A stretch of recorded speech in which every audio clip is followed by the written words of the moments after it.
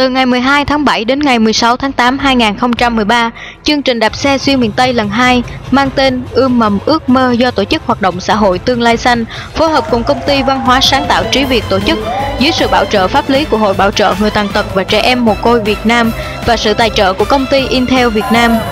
Chương trình diễn ra thu hút hơn 100 tình nguyện viên tham gia với các hoạt động chính như đạp xe trên quãng đường 1.100 km qua 10 tỉnh miền Tây Nam Bộ, tổ chức ngày hội tương lai, khám bệnh và cấp phát thuốc cho người dân, công trình thanh niên, phổ cập tin học, trao học bổng ươm mầm ước mơ cho học sinh nghèo, trao tặng tủ sách hạt giống cho tâm hồn. Đặc biệt, chương trình có sự tham gia của 5 bạn tình nguyện viên quốc tế từ các nước Singapore, Nhật Bản, Estonia, Bồ Đào Nha và Trung Quốc, cùng các đại sứ thiện chí như nguyên Phó Thủ tướng Trương Vĩnh Trọng, MC Thanh Bạch, ca sĩ Sĩ Luân, danh hài Tiết Cương, danh hài Minh Béo, nhà văn khuyết tật Trần Trà My, danh hài Hoàng Sơn, danh hài Thanh Tùng. Trong 35 ngày hoạt động tại 10 tỉnh miền Tây Nam Bộ, đoàn đã có những hoạt động thực hiện công trình thanh niên ở mỗi địa phương như dựng nhà cho người dân, xây dựng một cây cầu, tiêu diệt cây mai dương tại vườn quốc gia Tràm Chim, tỉnh Đồng Tháp, đắp ta luy các tuyến đường nội bộ ở Trà Vinh, Bến Tre, vớt lục bình, trồng cây hai bên đường, múc đất ở dưới kênh để đắp đường, vận chuyển gỗ để đắp đê.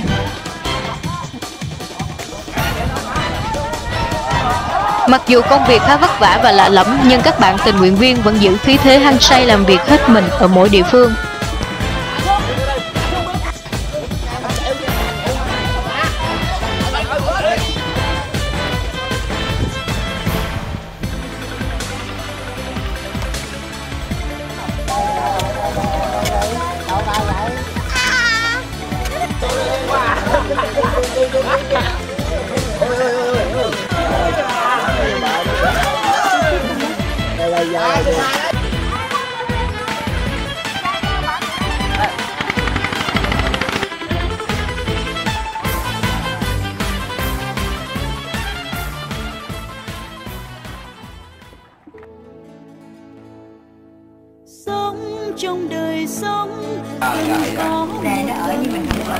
Trong thời gian hoạt động, đoàn cũng tổ chức thăm và tặng quà cho 80 gia đình chính sách ở các tỉnh đoàn đi qua.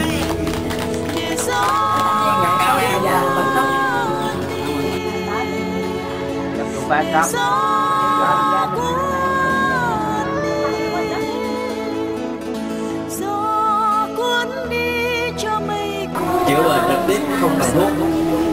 Đó thì bà con không cần. Song song với các hoạt động là chương trình cấp phát thuốc khám bệnh miễn phí cho người dân tại địa phương. Tại Long An, Kiên Giang, chính các bạn tình nguyện viên đã đến tận từng hộ dân để thông báo và vận động bà con đến tham gia chương trình khám bệnh và nhận thuốc miễn phí.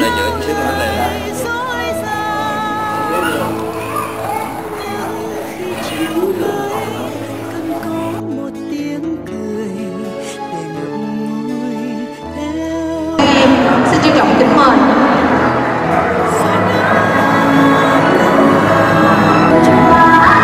trao tặng 115 suất học bổng cho học sinh nghèo học giỏi, trao tặng 8 tủ sách tia nắng, 8 tủ sách hạt giống cho tâm hồn và các tủ sách thiếu nhi cho các địa phương.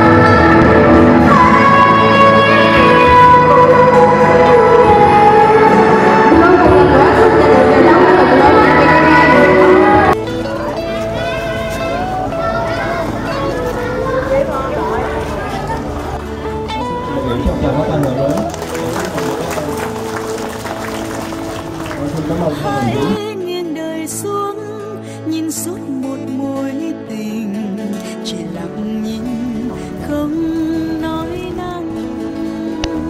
Đoàn đã linh động tổ chức các hoạt động về nguồn, thăm, viếng, dâng hương và quét dọn nghĩa trang tại các tỉnh An Giang, Vĩnh Long, Kiên Giang.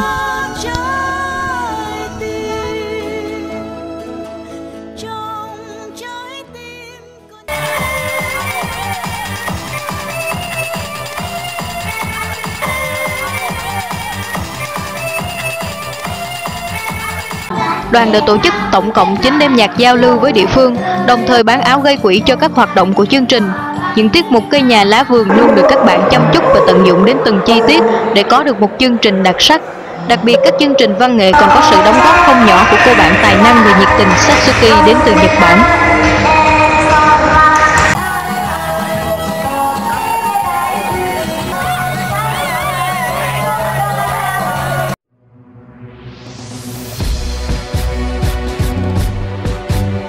Vâng, xin chào các bạn. Hiện tại bây giờ chúng ta đang có mặt tại cửa khẩu quốc tế Hà Tiên.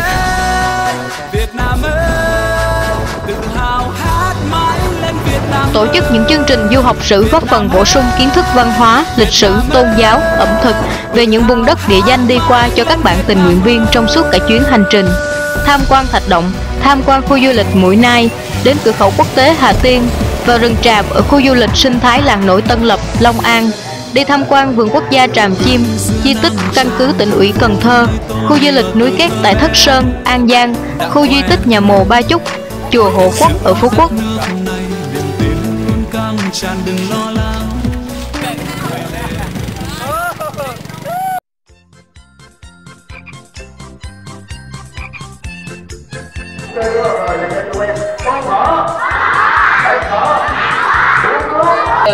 Tương lai là gì?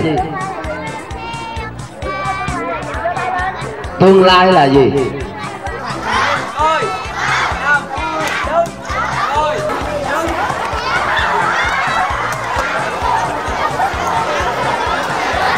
Ngày hội tương lai là chương trình trọng điểm của dự án được tổ chức tại Bộ Tỉnh Dừng Chân, hoạt động với mục đích định hướng nghề nghiệp, ươm mầm ước mơ cũng như tạo sân chơi giao lưu với trẻ em miền Tây. Chương trình được thiết kế với các gian hàng nghề nghiệp như giáo viên, bác sĩ, họa sĩ, người mẫu, nhiếp ảnh gia và các gian hàng trò chơi dân gian.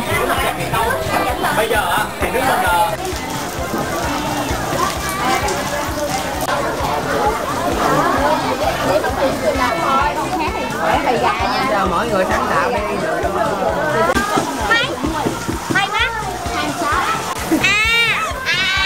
Tổng kết chương trình đã tổ chức được 7 ngày hội tương lai với các gian hàng nghề nghiệp cho hơn 3.000 em thiếu nhi, tạo sân chơi và định hướng nghề nghiệp cho các em. Trong đó thành công nhất là chương trình Ngày hội tương lai cuối cùng diễn ra ở Bến Tre với hơn 650 em từ lớp 4 đến lớp 7 cùng tham gia. Đây là một thành công rực rỡ đối với chương trình và đã tạo một niềm động lực, cổ vũ tinh thần rất lớn cho các bạn tình nguyện viên trong chặng cuối của hành trình. Đặc biệt, công ty Intel Việt Nam đã kết hợp với tổ chức hoạt động xã hội Tương lai xanh tổ chức gian hàng tin học vào Ngày hội tương lai, mục đích nhằm phổ cập kiến thức tin học cho các em học sinh. Trong đó, tiêu biểu có ngày hội máy tính đầu tiên được kết hợp tổ chức vào ngày 11 tháng 8 2013 tại huyện Càng Long, tỉnh Trà Vinh.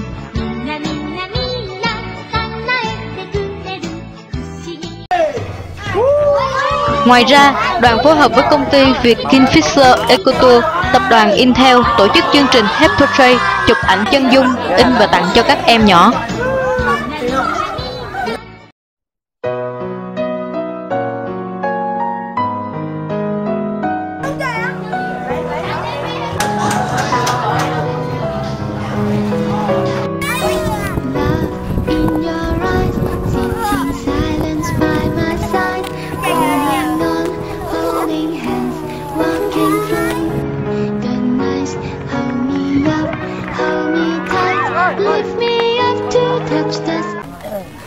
Tối nhờ kỹ thuật sửa đôi đêm qua Hiếu cắn kêu ai là người phải chó là người 8 Lưu ý vậy vậy tao ngồi đó 9 Tao mình quạt đi Sao mày người trắng không? 10 Ho Chi Minh City.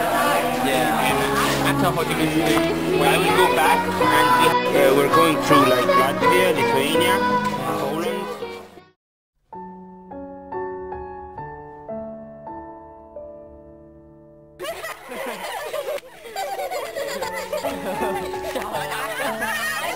Ngủ đi, nhắm mắt ngủ đi.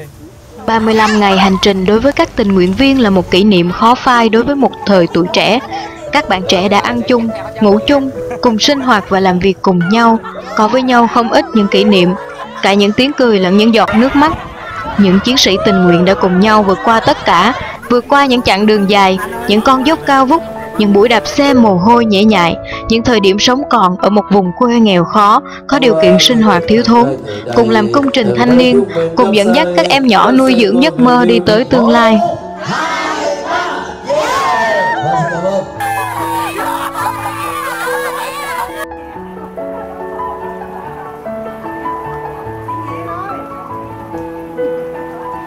Hello, my name is Satsuki Tanikawa and I'm from Japan. My hometown is Akita, which is very cold place, so in winter we have a lot of snow. through this project, I knew Vietnamese people because every day this project I stay with all members, and especially I like to share emotion to each other. And during this project, we had a lot of time to share our emotion, and the more we share emotion, the more I knew how Vietnamese people look like, and I like them very much. Most of the time, for me, the best memories, but especially during cycling. For example, even when I was very tired, everyone sing a song and cheer up to each other, and I'm very impressed about that point because even when I was very tired, when we sang a song together, I forgot tiredness.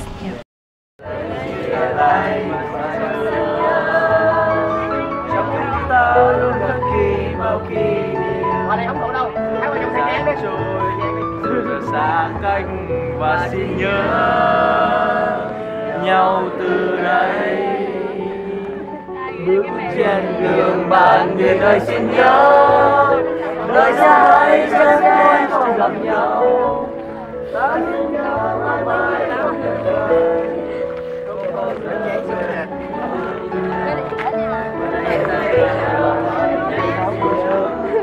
Không muốn nói gì cho mình rất là buồn, nhưng mà nói đoàn chú ý rồi, con bé kẹp nơ đó, phải chạy yếu lắm. Với các tình nguyện viên đạp xe xuyên miền Tây, 35 ngày hành trình sống cùng nhau, chia ngọt sẻ bùi cùng nhau, cuối cùng tất cả động lại là những tình cảm chân thành nhất. Ngày chia tay, họ dành cho nhau những cái ôm siết chặt, những bờ vai níu lấy không muốn rời.